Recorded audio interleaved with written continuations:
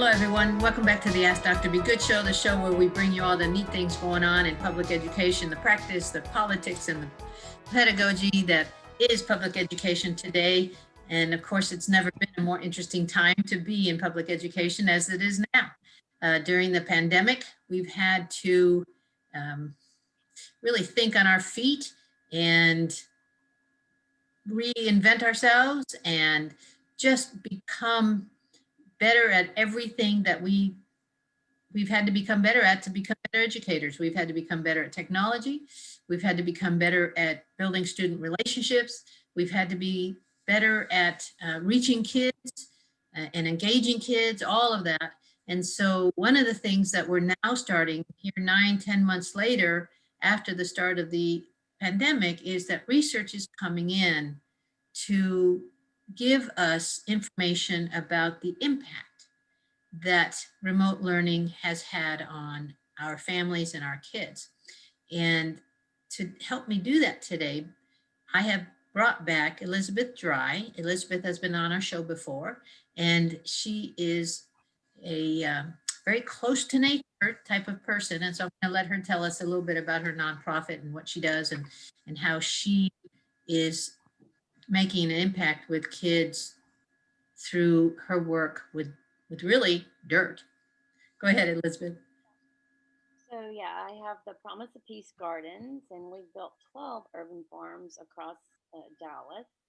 We're now located in West Dallas, where we work with youth there, and also across from North Texas schools. But our main thing is to restore the soil.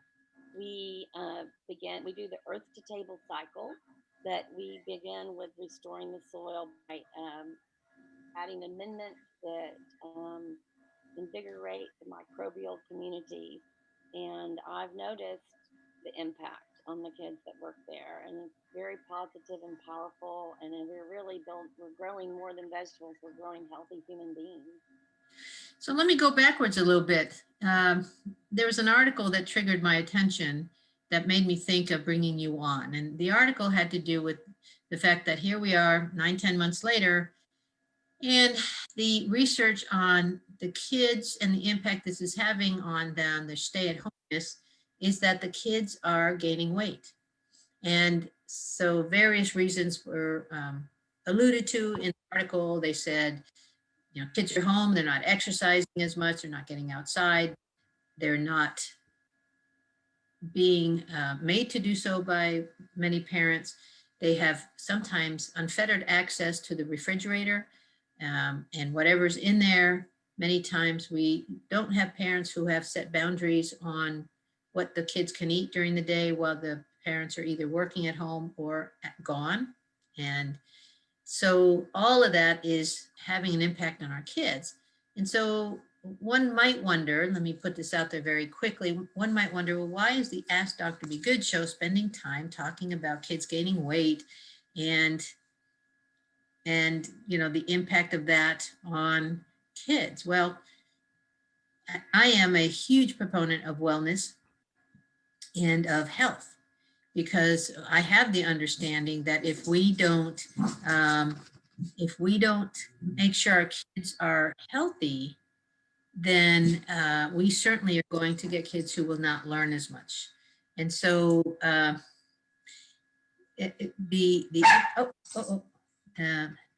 on a minute, let me agree sure that this is solved. This is a problem that needs to be.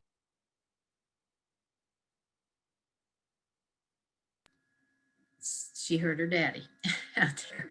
And so now we know further that if we have kids, and I won't only keep it to kids, but frankly adults who don't take care of themselves, who let themselves gain weight through not exercising, overeating, that they will frankly impact their immune system. And so another article in combination with that first one about kids now are being seen to gain weight. Another one was letting kids play outside can help boost their immune systems, researchers say. So other health benefits include lower body mass index and reduced risk of some vision problems, if you can believe that. According to a study published in the journal Science Advances, kids who played in the dirt had stimulated pathways that regulated their immune systems. The study consisted of 75 kids being split up and sent to different daycares, nature-oriented and urban daycares, and an intervention daycare. In the intervention daycare, researchers covered parts of the gravel play yards with forest floor and sod, along with planters with growing annuals and peat blocks that kids could dig into and climb into. After just 28 days, the kids' skin was swabbed and their blood was tested. Other health benefits, so what they saw was that while more research is needed, kids who spent time in nature had a lower chance of getting diseases, says Dr. Purna Kashyap, a gastroenterologist and co-director of the Mayo Clinic's microbiome program. I guess he would know that. Other health benefits include lower body mass index and reduced risk of some vision problems. So if you, and of course, this is the new norm for articles is if you plan to take your kids to a public park during the pandemic, be sure to keep CDC guidelines in mind. We just can't take them to the park anymore. We have to have that little, make sure you socially distance, visit parks close to home, avoid going during peak times, and maintain social distance at least 6 feet from anyone outside your household. And more importantly, be sure to wash your hands and avoid sharing toys. I have to laugh. I mean, that's in almost every article now. But Elizabeth, what you're hearing that I sent you the articles, and you're hearing that after just 28 days, the kids' skin was different, their biodiversity in their gut was different. Take that and apply it to what you do. Yeah. So, the body is a healing machine, and nature is quite magnificent in its recovery and resilience too. So remember when the planes all stopped flying so much and how fast the air became clear? That's nature. It's amazing how resilient it is. So you talked about replicating the forest floor. That's your microbial communities. When that soil is dark, rich, and has a lot of organic uh, decomposed materials, that's replicating the forest floor. That's what your soil has to be like when the kids do interact with it for them to receive that increase in health and like you were talking about in the article. So what I've noticed is huge transformations, many ways, when the kids come to the garden or the farm. Right now, I'm working with teenagers, and when you sent those articles to me, it made me reflect on how many times over the last 6 years our teenagers have called in sick or not shown up to our work day because they were sick, and the total amount is zero. That's kind of incredible, isn't it, when you think about it? I myself have not gotten a cold or flu. I'm not saying I can't, but I haven't in 7 years. And I used to get colds, flus, sinus infections every year. So I believe my immune system has been benefited from working with the soil on a weekly basis and also the youth that I work with. So delve a little bit into that. When you say work with the soil, how much time do you spend out there? Well, right now, because of the shorter days, we're only spending about 4 hours a week. During the summer, when we were prepping for fall and just kind of amending the soil after the summer season, I was there every day because I have to water. To keep the soil alive and the microbes in it, you have to give it air, water, and nutrients. So 7 days a week when it's high needs time, just like any living thing. And right now, like I said, it's 4 hours a week for the teenagers. So the teenagers are coming 4 hours a week. That's not a lot of time. No. And yet they're benefiting from being close to organic soil. So let's talk a little bit about what that means as far as parents are concerned. It's just not a matter of going out to the park. Well, I don't think a park is going to have good soil, would be my opinion, because I bet they spray something for the weeds. I'm just thinking. But, even like think of a sandbox or something like that where you could establish a little kitchen garden or a balcony garden with some soil in it. Kids can dig in a tub and you can grow microgreens in the kitchen on a windowsill. And so, any interaction, I think, with that soil, you're going to benefit from it. And then, if you grow something from that soil, you'll even be getting more benefit, and that all will build your immune system.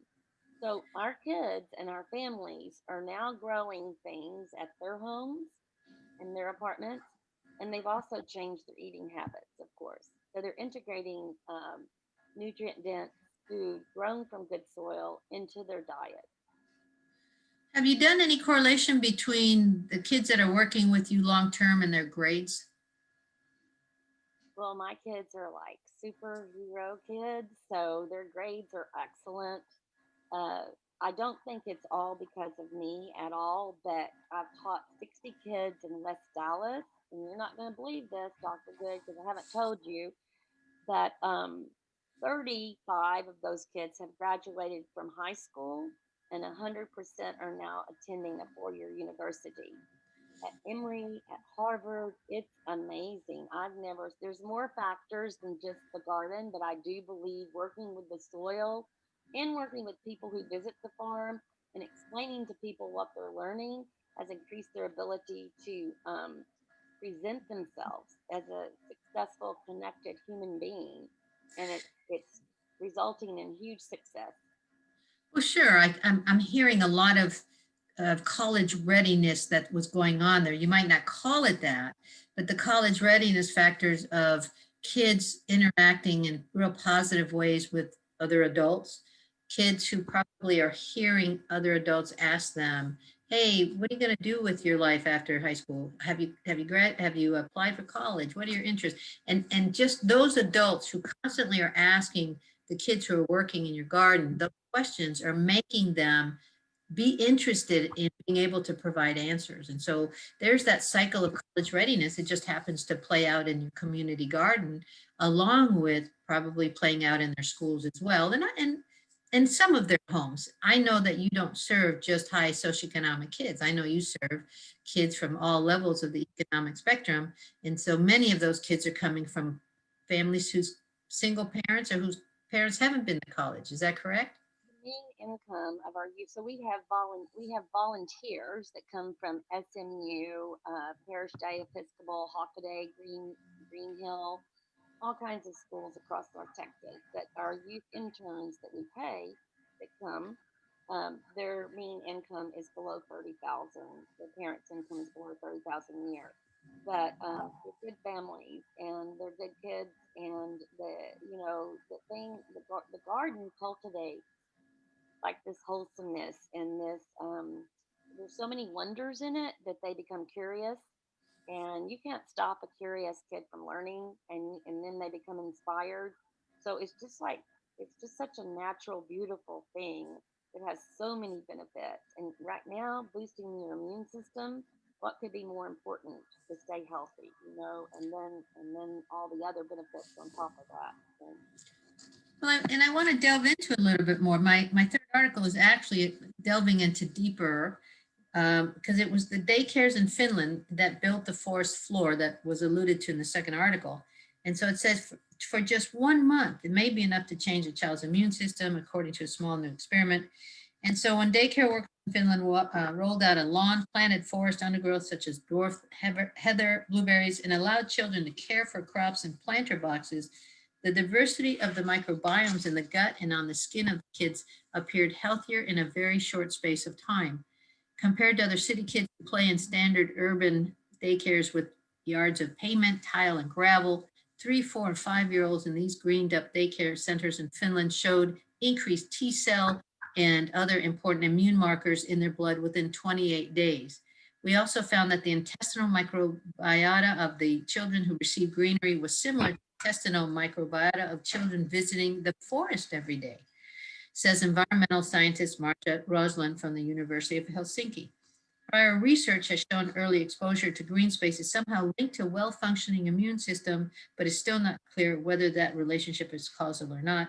And so really what this should all cause us to do is to reflect, whether as a parent, whether as an educator, how much am I valuing the outside enough to not only make sure my kids are going outside during recess, during PE. I've encouraged our district PE people to take kids outside whenever the weather is decent, and even eating outside. We're not allowed to eat in the cafeteria now, so I've encouraged them to put the tables outside when they can, when the weather's nice, because you can't get hurt. You can only benefit from being outside more, right? And so parents, are we making sure that we're getting kids into nature walks? I know our audience has heard me say, but I'm working to the gaps in the room, that when my 4-year-old grandchild comes, we go on nature walks. We go there. These urban areas are surrounded by forests.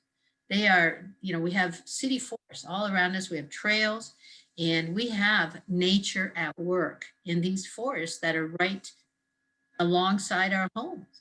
So we go on nature walks and we talk about erosion, and we look at what's causing erosion. We turn things over. We look at the nuts and the seasonal changes in the trees and in the plants. And we encourage him to pick things up. Sometimes he does. He doesn't like worms yet, but so can you tell me about the beginning, when you bring the little ones in, and what you see over time? So it it depends, it's individualized learning, of course, because it's based on their curiosity and their wonder. And so some kids, very rarely, but some come with an attitude, I'm not eating any of this stuff because somebody has treated vegetables or presented to them like it's a favor, for them to eat them. So I just invite them into the garden and to walk around. And the beautiful thing about being in the garden is you see textures and colors, and then different herbs have beautiful aromas. So, chocolate mint is a nice thing to put in a child's hand and let them smell it and feel it, and then it begins. And then it doesn't take much to light that curiosity, to ignite it. And but you just take them on a nature walk, like you said, and you see what they are attracted to, what they want to try, what they want to know more about, and then you just kind of follow that curiosity. what what would you say to parents who live in an apartment? Let's say they live in an apartment. It's this time of year, so the pool is closed. There's some grass, right? There's some grass, but um, what would you say to parents? How can they help their kids get their hands dirty in December? So they could bring them to the Promise of Peace garden. They could bring them and have a little garden tour, and they'd walk away. We're actually developing something you might like to see someday. It's called an Earth to Table seed sharing kit, and it's going to have some information in there and seeds where they can plant themselves. You can get a tub of soil, and you can go on YouTube and see some demonstrations of that. But there are many seeds you can get, like carrot seeds or chives or parsley, and grow inside where there's light, or with a grow light. You can get a grow light, or on the balcony. And parsley will grow in the cold weather. You just have to make sure what you're sowing is seasonal, the right season. But all that learning is so important, because I think what's healthy for our children too, and people, humans, is to be living in concert with nature. It's the way it was meant to be, I think, and we've gotten so far away from it that it is causing not only immune system breakdowns, that things like depression and other things. I've had people come to the garden and say that it saved their lives. I don't ask much more than that, but they're just say, trust me, I sat here a couple of hours a day and I didn't kill myself. So that's amazing that it can. So the connection between nature and humans are important for a healthy life. Period. I'm believing. The more I see, the more I'm convinced, and I would just connect any way I could. And if you want to start with a small tub, egg carton, get a little recycle an egg carton, put soil in the little pockets, put seeds in there, keep them moist, watch them sprout. You know, make a mud pie. You know, you put a shower curtain down, and make the mud pie on top of the shower curtain. It's very inexpensive way to play, and it's very different from being on a device, an electrical device, because it's connecting to something real, something that'll ignite their curiosity, and also bring health and wholesomeness into their life. You get kids to eat these vegetables. They come in really non-vegetarian, so to speak. How do you get them to really? Well, I don't ask them to do anything. I invite them. So I present it as an invitation, and it's actually a privilege to grow food. It's a very big honor and privilege. So if they want to participate in that privilege, that's wonderful. Um, that I ask them to just take a little nibble. Here's a secret. I'm going to share it with everybody. I ask them to close their eyes and stick out their tongue. Why they do it for me, I don't know, but they do. And I'm like, I'm just going to put this, and you might today have to have gloves on, but put a little taste of parsley or chocolate mint on their tongue, and I ask them to breathe, close their eyes and breathe, and savor the flavor, and let their brain tell them whether they like it or not. Because here's the deal: when the brain receives the nutrient, it's satisfied. Children can starve eating junk food because their bodies starve for nutrients, and that's where their immune system starts shutting down and they get sick. So it's not a hard sell. It's something that intrinsically we want it. If you, I treat the vegetables like other people treat candy. That's it. You get parents to change? Because sometimes it's like it's harder to get the parents to actually cross over and be more nutritional than the kids. It's definitely the parents. The parents are the ones that crave the candy because sugar is addicting.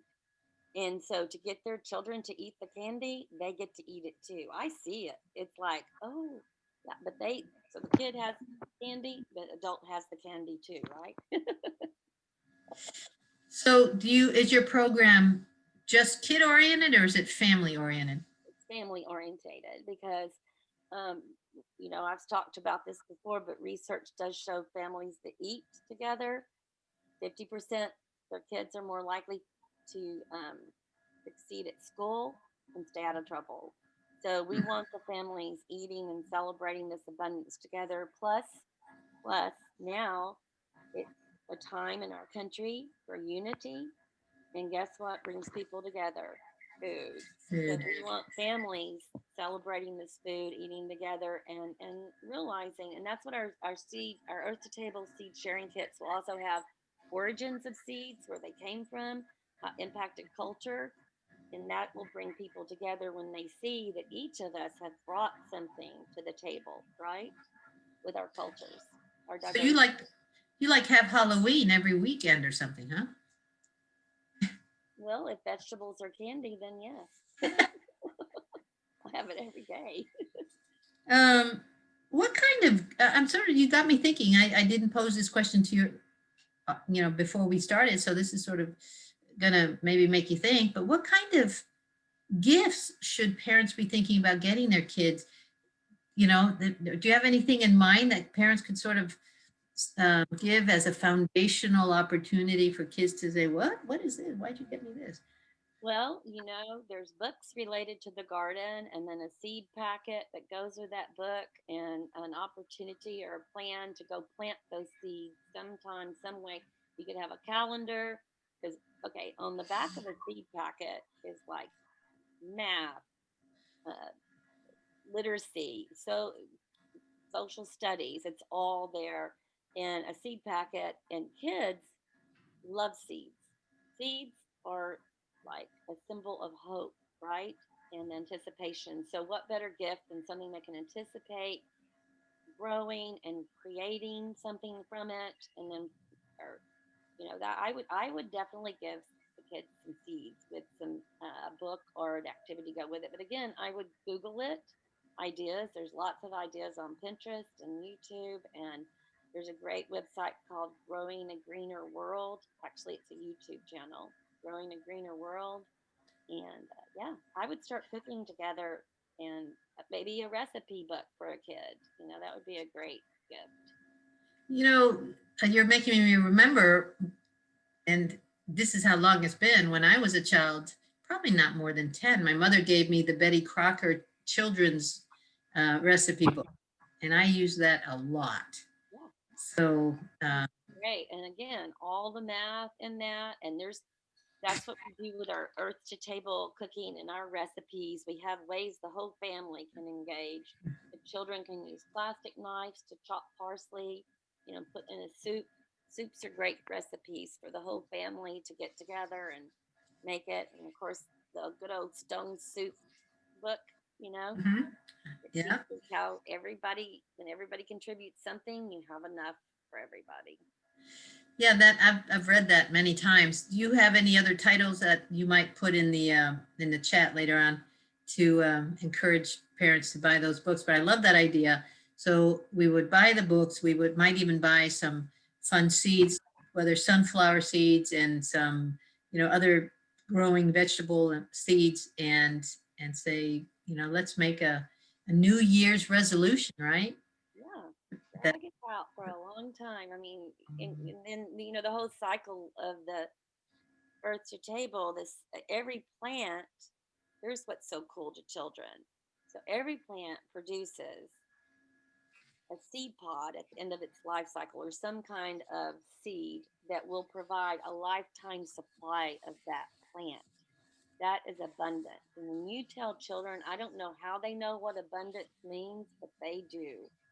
And it again, it's such a hope for a better tomorrow when you see this that provides for us all. It's quite powerful and amazing. Lots of gratitude involved. And you've given us a lot of really good ideas on how to get started. Um, it's going to take a little bit more thinking, I think, than just saying go to the park. I think it's a little bit more complex than that. The park is a really good place to have kids go and let off some steam and exercise and use those muscles to climb the stairs and to do the jungle gym and stuff like that. But when it really comes down to getting dirty, um, you have any research on getting dirty, on kids getting dirty? Well, there's lots of research out there that the bacteria, you need good bacteria in your body, and that's what I think part of this research is stemming from, that balance you get from getting dirty and that bacteria keeping you healthy.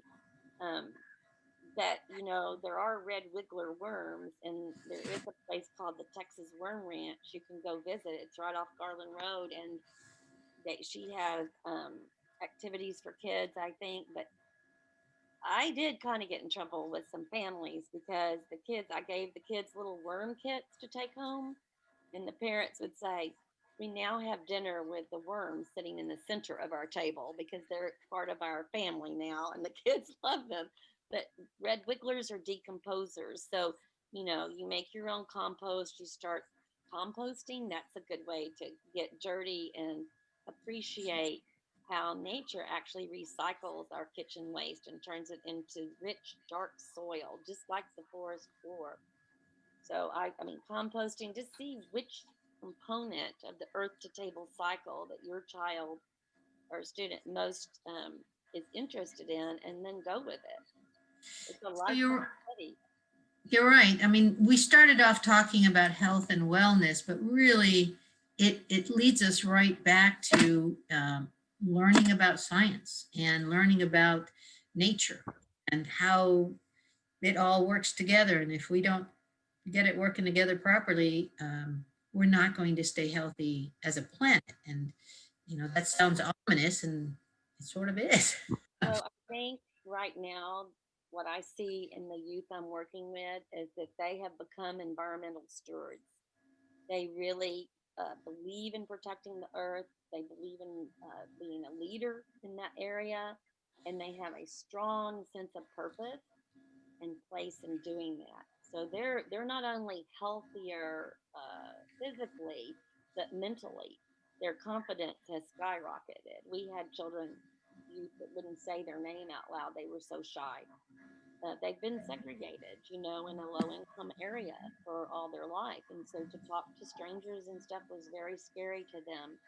But now that they're experts in the farm and people come and visit us, and a lot of people don't know things about nature. And so when a kid is able to be the expert and explain all this earth to table cycle and delicious, nutritious food to eat and how to prepare, they really feel a high sense of worth, value, and confidence. It's really good.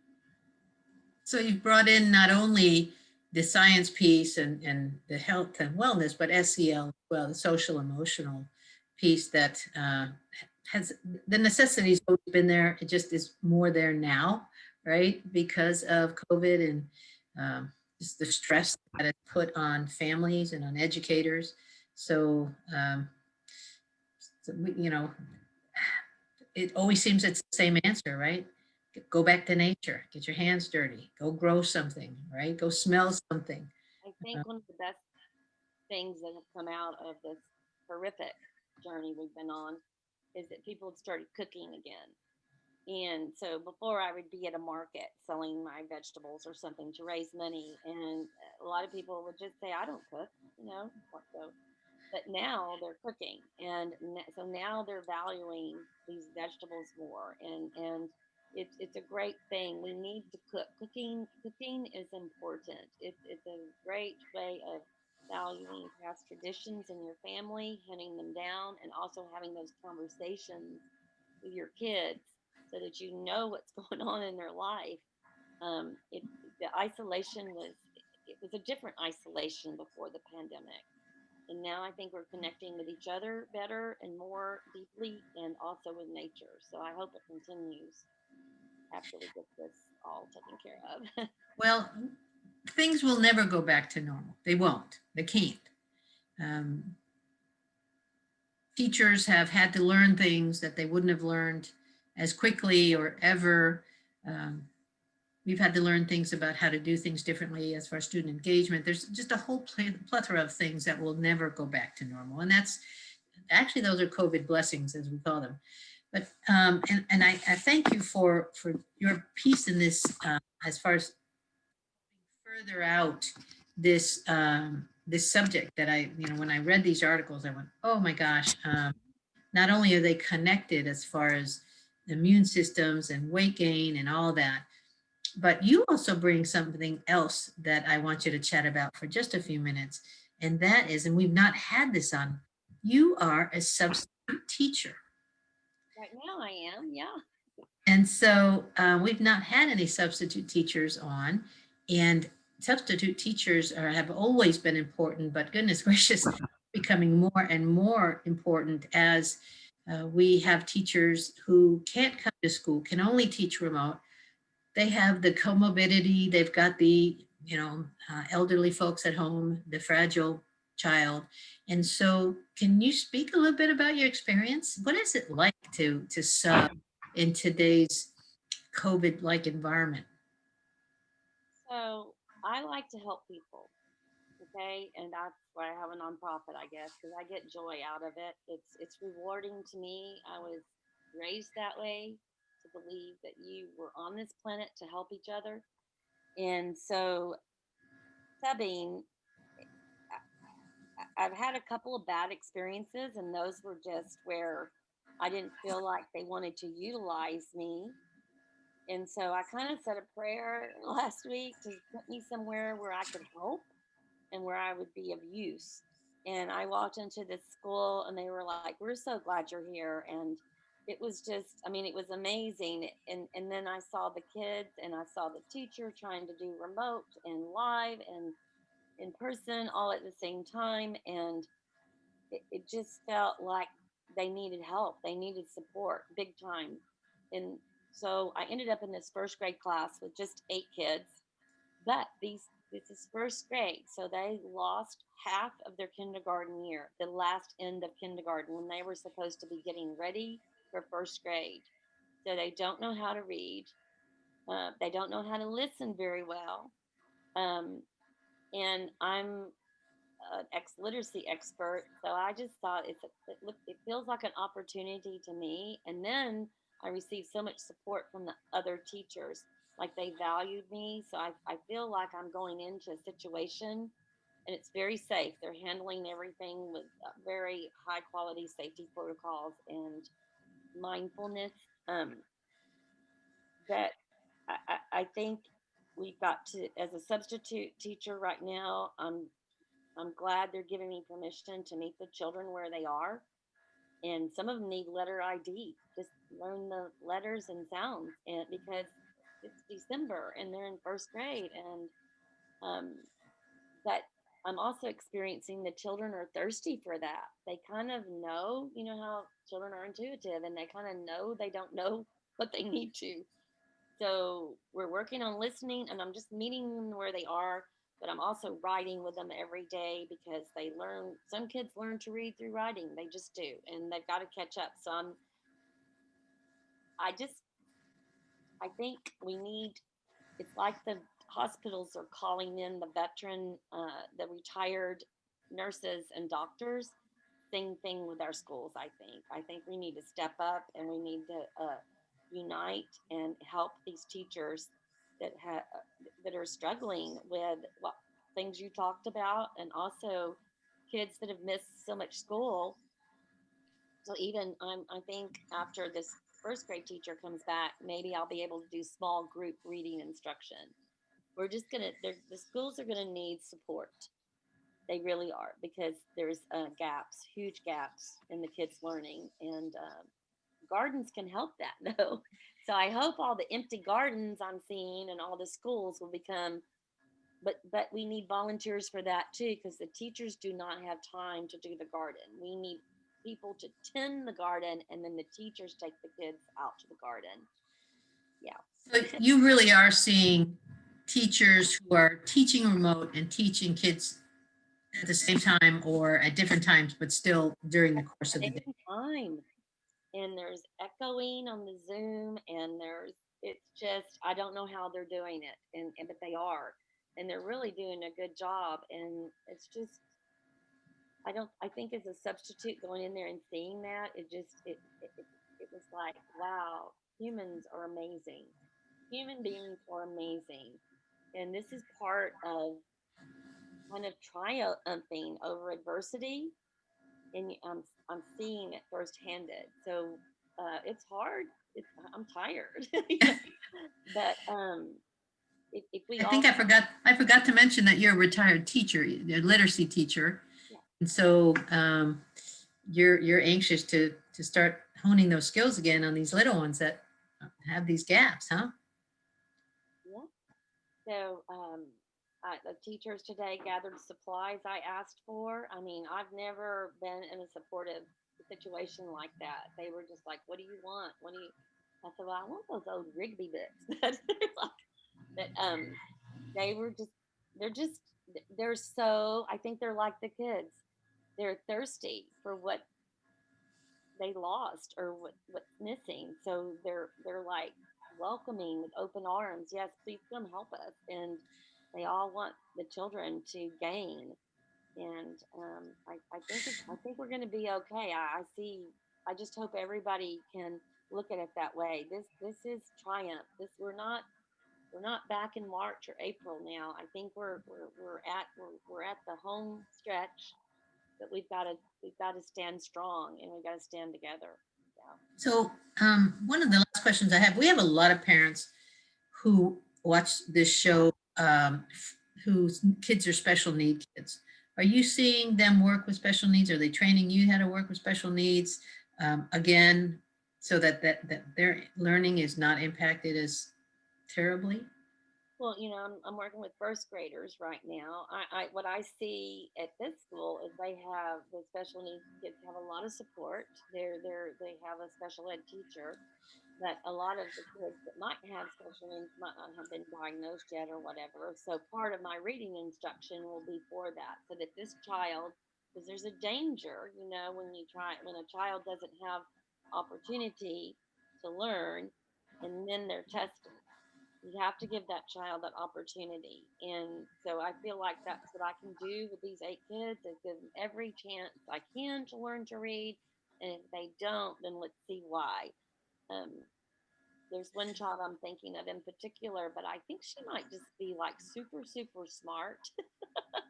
And so I need to find that out too. So as I get to know them, that's a huge part of it. So I think subbing, long term subs are the best, because I did not want to teach 5 days. I'm busy running my nonprofit, and I kind of like not having to get up in the morning if I don't want to. And but I feel like these kids need consistency, so I'm gonna try to go 5 days. Well, good for you. Good for you. They need you. They're lucky. The school is lucky to have you. And I know that you'll work your garden magic on them on the side. That's just part I'm of thinking about it a little bit, but we'll see. it. Good. The beds are just empty, and I hope we learn too, as a community, that the gardens can serve during the time we've just had. All If we had enough, we would have been able to share food. We would have been able to increase our immune systems with those gardens. So it's a shame that some of the schools stopped gardening. And to me, that should have continued. It should have been, Yeah. yeah, some kind of programming. Well, it's how much value the different leaderships in the school have of the necessity of a community garden. So um, I'm sure you will help your current school value it better. So thank you so much for coming on and for sharing your passion for really the earth and for making sure that kids grow up healthier and understanding where food comes from. It's not Kroger, right? It's not Walmart. It's the soil. So Even today, thank you. so this is just one last tidbit. Today, so yesterday, I think I told you on the phone, I told them for their snack, I couldn't watch them eat chips. I and it hurt my eyes. And so Because why? Because why? they, because it's nasty, because What did they bring? What did they bring? there was some hot Cheetos, and I was like, Oh no, I have outlawed that. That's not a lot of yeah, my. it should be. And I said it's not food, and it's got bad things in it that will hurt your immune system. Actually, your body has to fight what you just put in your body, and if it's fighting that, it can't fight germs. So today they came in and they were like, we brought, healthy this and they said, how much? They kept saying, how much sugar is in this? How much? And I said, well, let's learn to read, and you could read for yourself. So, but I brought a head of broccoli that I grew, and so with gloves on, I detached, and I know the food police could come get me, whatever. But I detached the little flowerets, and they were like, this looks like a tree. It was so like, and then I squirted some lemon juice on it. So their palate had a different experience with broccoli than they'd ever had before. And of course, lemon just brings out the robust. And we talked about the word robust, and it means healthy, strong, and vigorous. So, I mean, just sharing something like I had a broccoli, you don't ask them to eat. I'm like, look what I brought. It's like candy. Pull it out from behind your back. Look what I have. You've got them, right? And the lemon, and now they're just like, I've got to find some broccoli seeds. Well, again, they're lucky to have you there, and we'll have you back. You're doing some great things, and we want to know more about that. So thank you for that. Anybody can visit the Promise of Peace. They just have to text me and arrange a time. Okay, Very we'll quick. put your email in the chat and post. And so we can have them contact you so that they can build their immune system at your place also. Yeah. Well, thank you for spreading the word. You're most welcome. Thank you. Bye bye. As we move on, we don't have a lot of time before school is out, but I did want to bring some continued study habits. This is a recent article, so it's not, an old one from earlier, because homework and study habits and tips for kids and teenagers never gets old, especially if you parents are having to do some of that work, with us and for us, right? And so here's some things that I want to bring to your attention. Some of them I've said before, but what I've learned about teaching is that we have to say things more than once, not only to kids, but sometimes to parents, before it sinks in, before it makes sense, before it becomes important or relevant. And so some of these will be new for some of you. All of these might be new for some of you, but I think they're important to hear again, or just to realize that these are maybe some habits that need to be different in your home. How about turn off the TV? Many of our families have the TV on sort of as white noise in the back. And that's just not necessary. Some of you may know that commercials are created by very, very smart people. Commercials are made to attract the attention of an intended audience. And so commercials, even if they're just on and white noise in your home, they're going to catch the attention of your kids, maybe yourself, and distract you from what you're currently doing.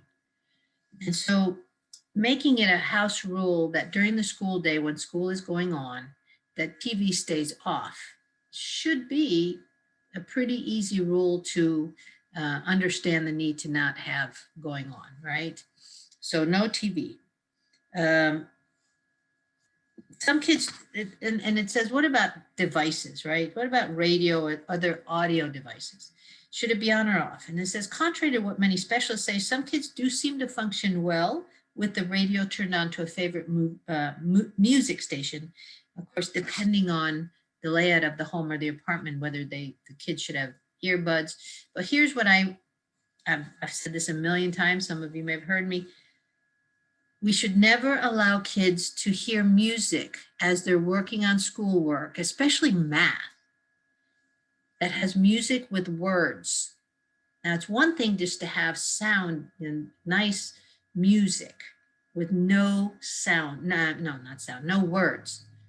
But the words engage the brain. And so whether you understand it or not, you're working on a math problem. There's no way that your brain can also work on the math problem while listening to the music that you have in your earbuds that are telling a story in the song. And so parents, don't let your kids convince you that they should be able to listen to any kind of music they want while doing their schoolwork. You can't read a book or a passage or anything while listening to music that's telling a story in your ear.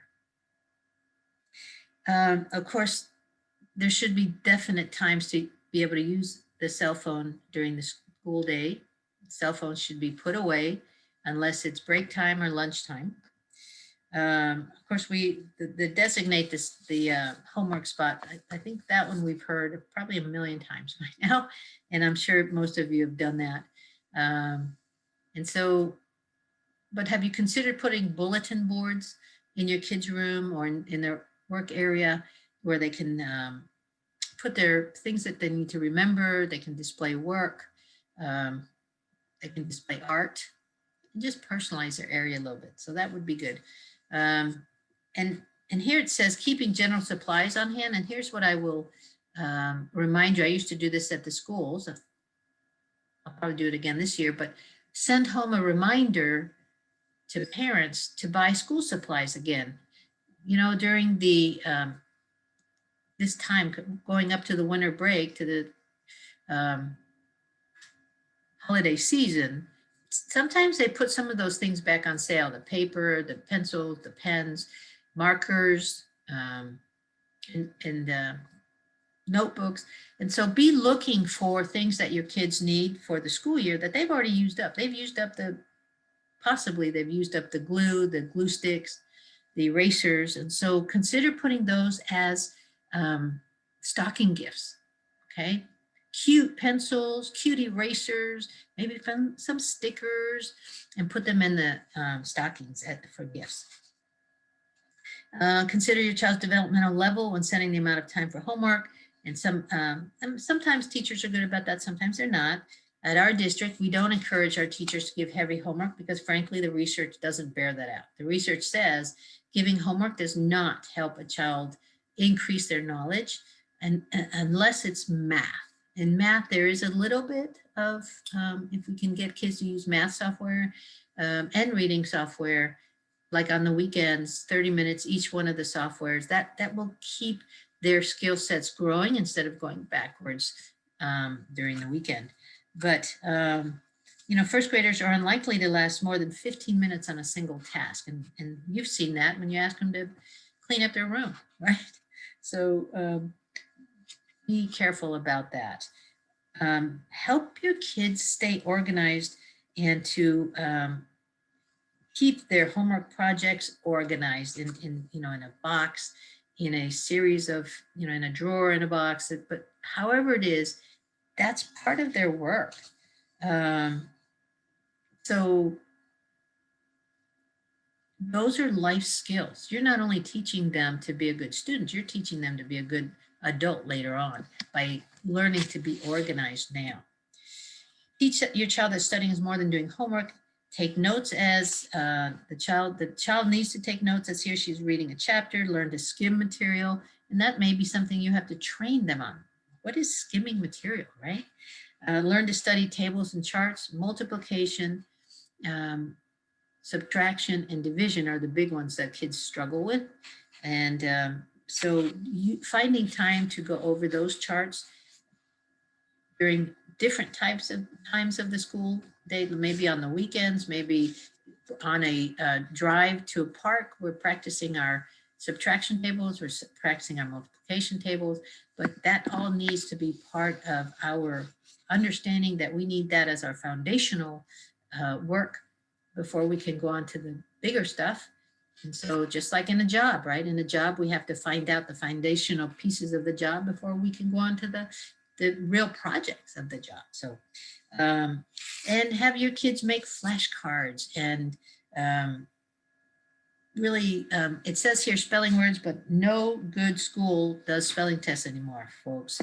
Let me mention, no good school does spelling tests anymore.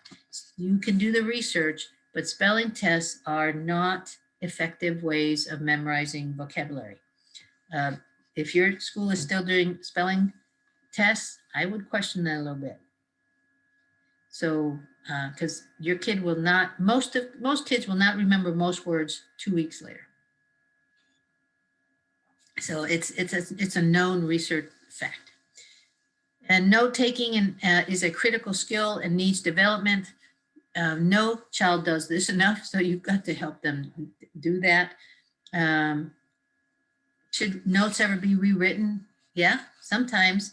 If you look at the notes your child has written, you say, son, daughter, I'm not understanding a lick of this. I think you're going to have to redo it. Let's talk about how we can write notes. A lot of schools teach a certain type of note taking, so find out, parents, if your school does that. Help your child feel confident about taking tests. And so, you know, cramming is bad. We know that.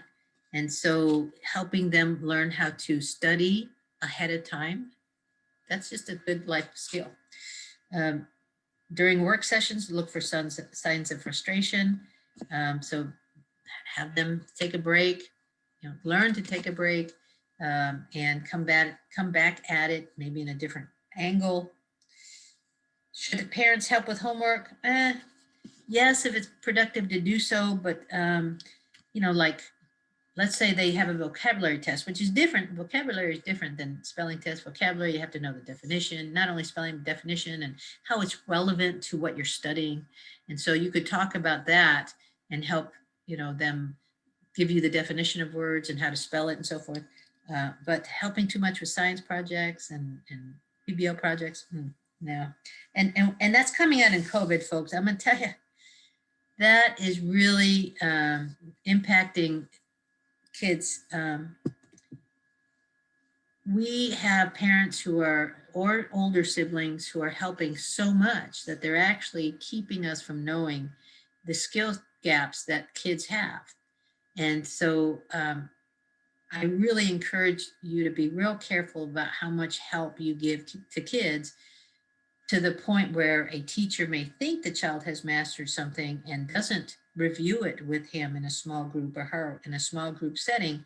And so the child actually never learns that skill, and then it suffers consequences, especially if it's a foundational skill. So we all love our kids and we all want to help our kids, but helping them fail forward is oftentimes the best parenting you can give them. I'll have to do another show on failing forward. How to best handle report cards to save shocks and upsets from time to time. Discuss things how things are going at school. And here's, folks, in today's 21st century, you have access to the grade portal every weekend. Sit down with your kids and have them show you their grades, their missing assignments, talk about when those are going to get done, talk about any support they need within reason, and then make sure and follow up that they did hand it in on time, and that they're communicating with the teacher that they're handing those things in on time, or that they have a grace period with permission from the teacher. Communication is a huge key. You want your teacher to give you some extra leeway, be in communication often and early in the semester. So as always, we come to the last few minutes of the show, and let me revisit why I'm doing this. This is the Ask Dr. Be Good show, where somebody who has been in the business as long as I have, which is 35, 36, I've lost track of how many years. I'm here to help you. I'm here to answer questions for educators and parents on how to make their kids, whether they're kids in the classroom, kids at home, instructional life, social emotional life, a little bit more comfortable so that they can become stronger learners. Why do I do that? Well, because stronger learners pay more taxes later on. And why do I care about that? I need for the economy to be as strong as possible years down the road, when I am retired and needing maybe social services, or just having an opportunity to live a stronger life, because the economy around me is strong. And the only way the economy around us stays strong is by having and graduating kids who go on to be high level workers. Graduating kids who go to a just the wage mentality, can't think of the term, but hourly wage job, that's not going to serve us well at all. And so if everybody can have that understanding that everybody's in this game to support kids to the point where they go on to either career, first college, vocational school, or military, that leads them to a nice paying career. That is our work as educators. That is our work as parents. And so working together to do that, now understanding, parents, maybe the tools that you didn't know you had at your disposal, but now you do. And if you want more questions about that, go to the Ask Dr. Be Good website. You can download the app. You can go to the Ask Dr. Be Good Facebook page and email me. There's all sorts of ways to get a hold of me, to ask me questions about how to make sure you're a better parent, better educator, and just more effective with kids.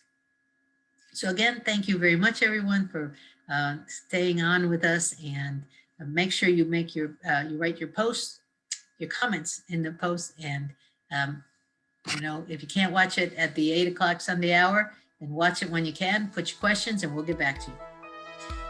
Thank you, everyone. Have a great week.